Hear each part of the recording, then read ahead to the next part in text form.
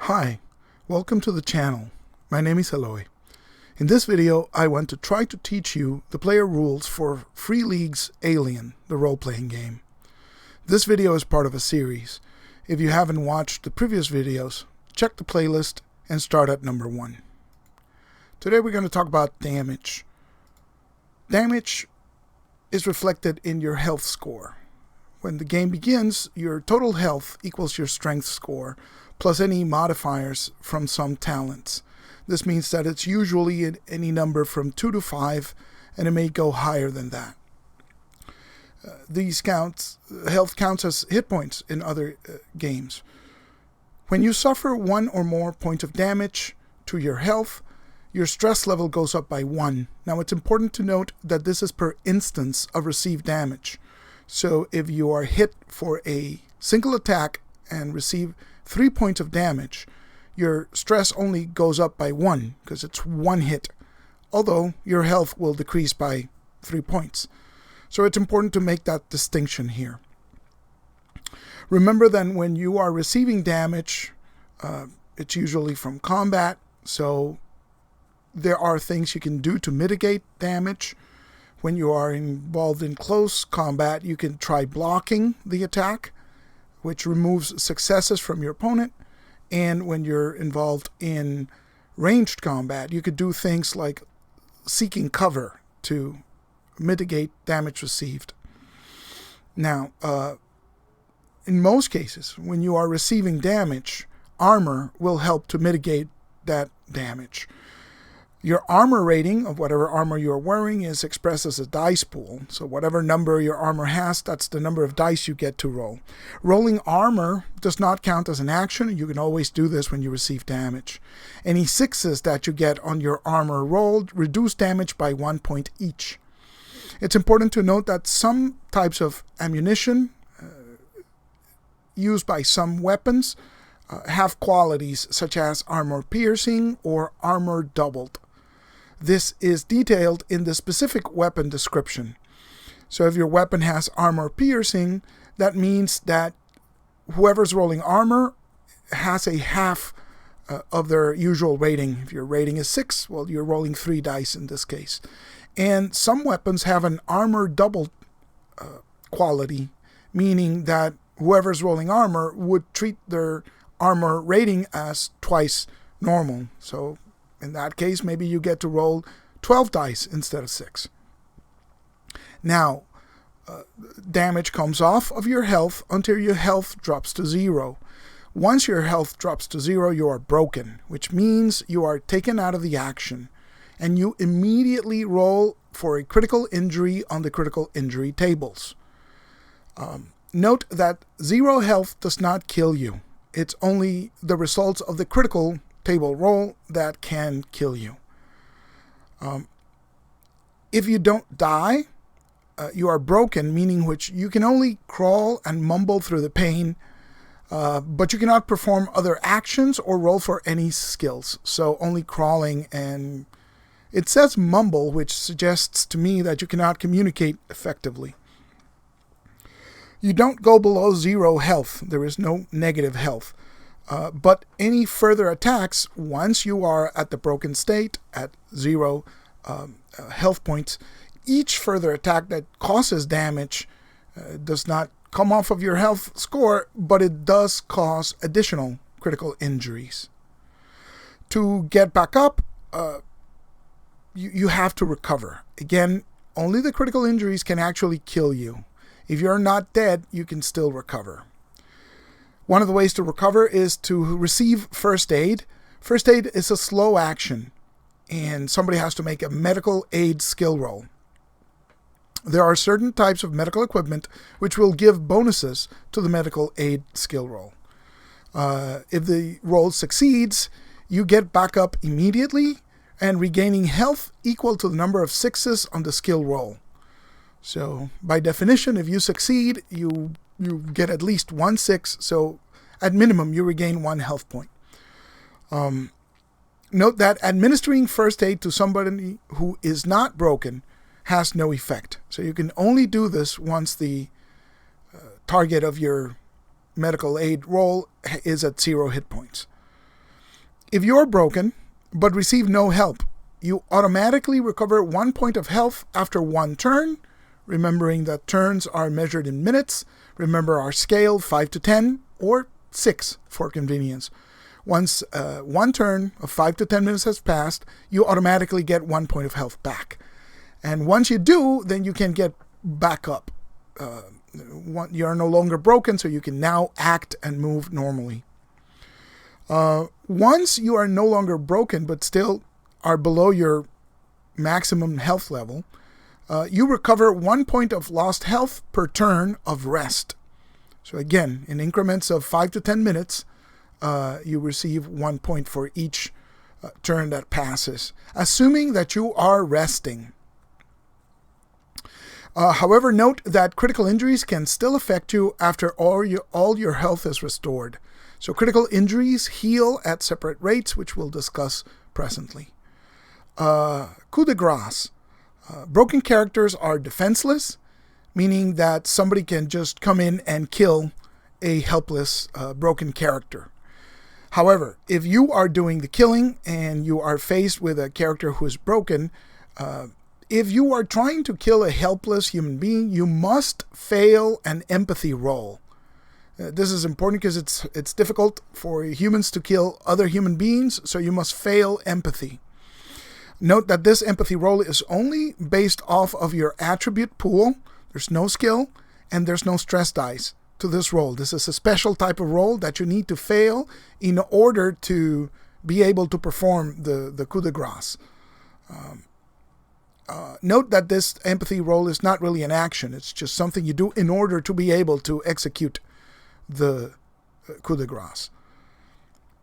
Whether or not you succeed at killing your target, the mere act of trying to do so increases your stress level by 1. So again, meaning if you succeed at an empathy roll, you feel empathy for the broken person and you cannot kill them, but you still get an increase to your stress level by 1. However, there is a talent called Merciless, which allows you to kill defenseless enemies without this negative effect. And it should be noted that this applies to human beings only. So it should be fine to attempt this on monsters or synthetics, although damage to synthetics we'll deal with in a later video. So critical injuries. When you are knocked down to 0 health, you roll on the critical injury table. Now remembering the fact that you only get criticals when you drop to 0 or when you receive a subsequent attack that does damage after you are already at 0. When you do, you roll on the table and you automatically make a panic roll. Receiving a critical injury triggers a panic roll. Now the critical injuries table is a D66 table, meaning that you take 2 of your dice, different colored, right, and designate one of those dice to fill in for the tens places, and the other die fills in for the ones, right? So you roll 2 different colored dice. If you get a 3 and 1 and you get a 6 in the second colored dice, then you read that as a 36, which in this table is a broken arm. It is not a fatal injury, but it means that you cannot use the arm, and it takes 2d6 days to heal. So 2 to 12 days to heal.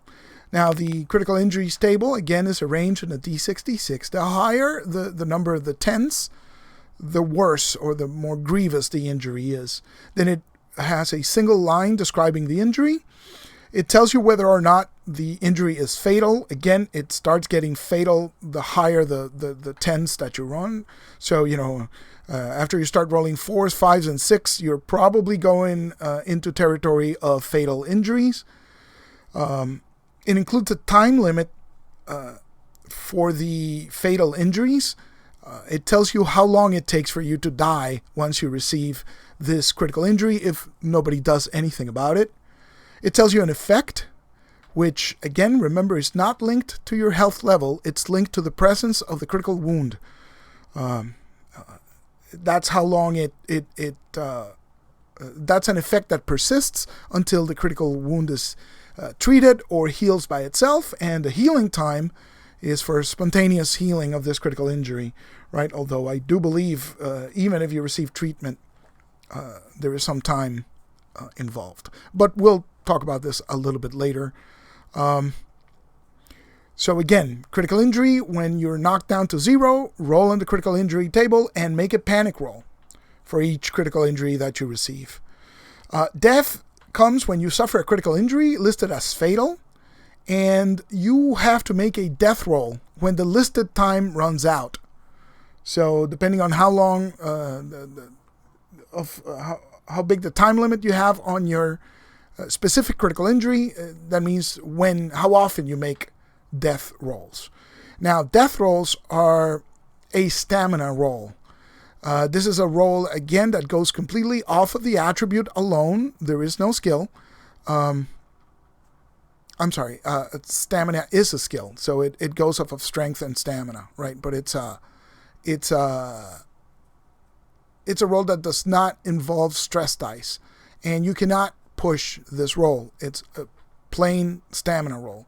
Failure on this stamina roll means death, but success means that you get to make another death roll when the listed time has passed again. So you keep repeating this cycle until you either die or somebody saves you. To save your life from a fatal critical injury, you must receive first aid before you fail a death roll. So as long as you haven't failed a death roll yet, and it's not time to make another death roll, you can receive first aid and stop this process. Now, the first aid roll to save your life is a slow action medical aid. Some critical injuries apply a negative modification to the roll, and that is included in the table. Where it indicates fatal, you may sometimes have something along the lines of fatal wound, yes, -1, meaning you apply a -1 modifier to the first aid roll. These go from no modifier to -1 or -2. So if you recover a health point by yourself before you fail a death roll, remember that you'll be broken, but you can spontaneously recover from broken. If you do so, you can try to give yourself first aid. But this is done, if you try to treat yourself, this is done as a -2 modification to the roll. Other characters may attempt to treat you, but they get only one chance. In order to get a second chance, you need better medical equipment. If you are broken and have a critical injury, you require separate medical aid rolls to treat each section. As we saw before, you can treat broken in order to get them to positive health points and remove the broken condition, but then you need to make a separate medical aid roll to treat the actual critical wound in order to avoid the death saves or the negative penalties of critical injury. The two rolls can be made in whichever order you prefer. You just have to declare I'm rolling medical aid to treat the broken condition, or I'm rolling medical aid to treat the critical injury. Please note that on the critical injury table there are 4 effects that are instant kill results. 63, 64, 65, and 66. On the table, it means that you're just dead. There is no death roll. There is no time for treatment. This is instant death. So be advised that that possibility exists. And so the final portion is healing of critical injuries, which takes you've treated the fatal condition if the critical injury is fatal, but now you want to treat the condition to remove the negative effects that persist until they are treated.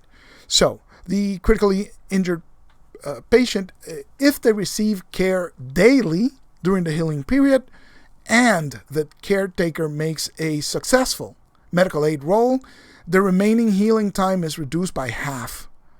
Meaning so that if you don't roll successfully, then it takes somewhere in the order of days to recover. Although there are a couple of injuries which are permanent and will never recover from the effects. Again, a successful roll with daily care will reduce healing time by half. Note that the earlier roll of treatment made to save your life, right, if the injury was fatal, it does not affect the healing time. You have to make another separate roll to decrease the healing time of the critical injury, assuming that you survived. Finally, note that you can recover all of your lost health points, but you can still suffer the effects of the critical injury until it is healed, either spontaneously or after treatment. And this concludes the section on damage and critical injuries. And next video, we'll talk about stress and panic. So that's it for now. Hope to see you soon, and take care. Bye-bye.